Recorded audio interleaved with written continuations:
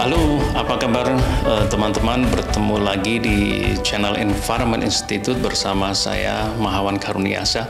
Kali ini saya akan berbagi tentang bagaimana atau negara-negara mana saja yang menjadi pengemisi terbesar di dunia yang tentu saja bertanggung jawab terhadap perubahan iklim yang terjadi.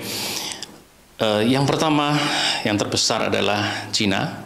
Kemudian yang kedua adalah Amerika, kemudian yang ketiga adalah Uni Eropa.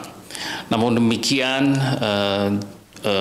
juga kita dapat melihat dari emisi per kapitanya. Jadi satu penduduk negara satu dengan yang lain berbeda-beda emisi per orangnya. Jadi kalau kita mulai dari yang paling besar, maka yang paling besar adalah Amerika, kemudian Rusia, Jepang, Cina, dan Uni Eropa. Kemudian tentu saja tidak hanya berarti harus negara itu saja yang bertanggung jawab terhadap apa yang terjadi di bumi kita ini, perubahan iklim, namun juga kita semua perlu mengupayakan untuk menyelesaikan masalah tersebut. Nah, apa dampaknya dari emisi tersebut? Kemudian bagaimana kondisi terakhir ini? Pada tahun 2019, emisi global keseluruhan sudah mencapai 59 gigaton ya, atau miliar ton. Padahal batasnya, kuotanya itu tidak boleh lebih dari 25 gigaton. Akibatnya apa? Di tahun 2019 suhu permukaan bumi sudah naik 1,1 derajat Celcius.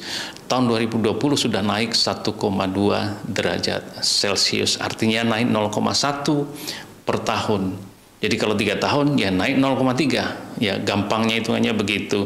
Dan para ahli memperkirakan bahwa dalam 5 tahun ke depan mungkin kita akan menembus kenaikan suhu permukaan bumi sampai 1,5 derajat Celcius, satu batas yang sebenarnya tidak boleh dilewati. Dan dampaknya apa dari perkembangan terakhir tersebut? Tentu saja kita mendengar ada banjir di Cina, Eropa Barat, dan seterusnya. Nah, khusus di Indonesia, maka bencana hidrometeorologis menjadi hal yang nyata, dampak yang paling jelas kita rasakan belakangan ini. Dan kalau kita ketahui bahwa banjir, tanah longsor, dan angin puting beliung sebagai dampak dari perubahan iklim telah meningkat hampir 30 kali lipat sejak 2 dekade terakhir ini. Jadi itu teman-teman.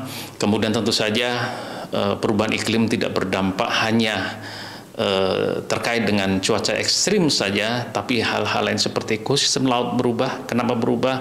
Keasaman berubah, keasinannya juga berubah.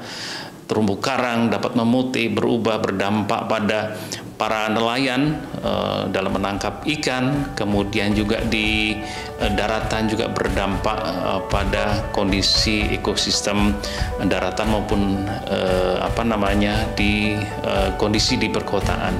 Oleh karena itu kita perlu bersama-sama untuk menghadapi perubahan iklim ini. Terima kasih, sampai ketemu lagi.